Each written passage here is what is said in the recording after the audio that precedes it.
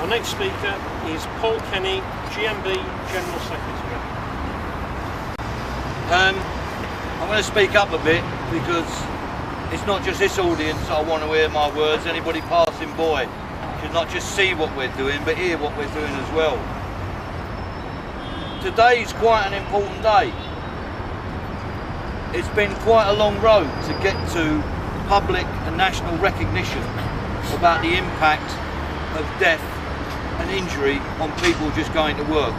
So it is an important day, and it's been quite a long road.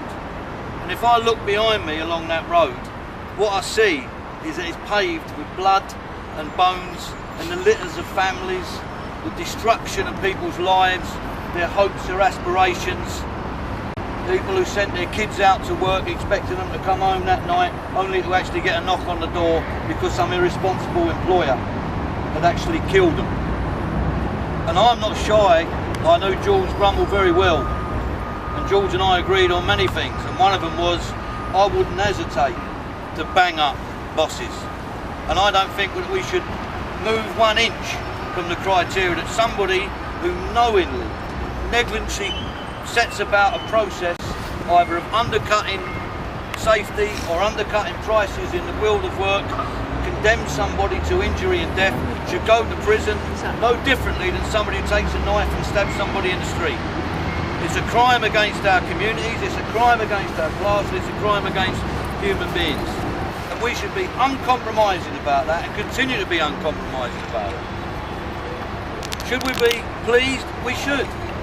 Because, as been said, when people say organising and protesting and campaigning don't get you anywhere, then people who went before us, holders of those who went before us by the way, those people campaigned so that we would get this day recognised. But that wasn't the goal, to have a day recognised by the government, important as it is. The goal was to make sure that nobody gets injured in the world of work, that where we know there are dangerous materials such as asbestos, and employers knew for 30 and 40 years the impact of asbestos on workers and still did nothing to protect people at work because it was a cheap option. And where we now know that the stresses that employers put on people in modern working life, the damage that does to them and their families, they know that impact, but it's all done in the nature of profit. And when profit comes in front of people's lives, guess who wins? Who wins? And I'll tell you something else. The biggest threat we now face is that having got our fingers at the top of the fence, and we maybe just be able to begin to peep over, we face the biggest threat from the insurance companies who want to attack the issues about compensation, drive down compensation, and they actually attack from people in the media and elsewhere, vested interests, who want to rubbish the whole concept of health and safety, as they put it. Trying to turn into the fact that we've moved forward several strides in protecting people in the world of work, that we should be driven back now because somehow protecting people in the world of work is a bit of a fad, a bit unnecessary. See these guys on this site here, look behind you. See them, they've got hard hats on.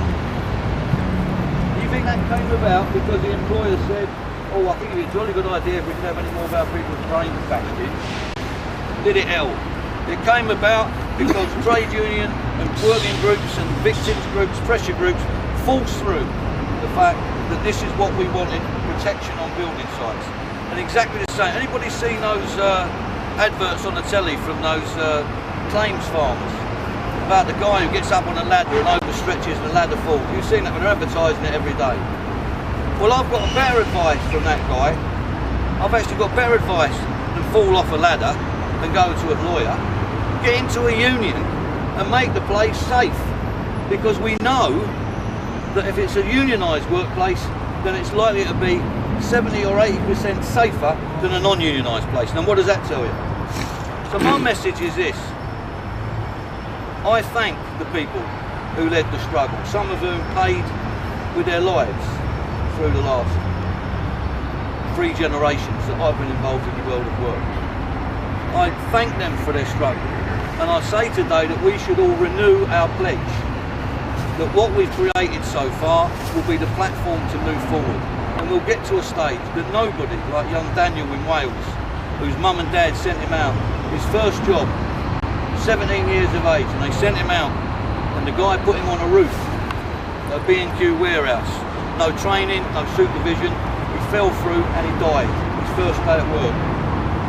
None of us should ever rest until we can make sure there'll be no more Daniels, no more statistics, and never ever get put off by people who say that health and safety is an inconvenience. The only people it's an inconvenience to are those who want to make money out of broken bones and misery.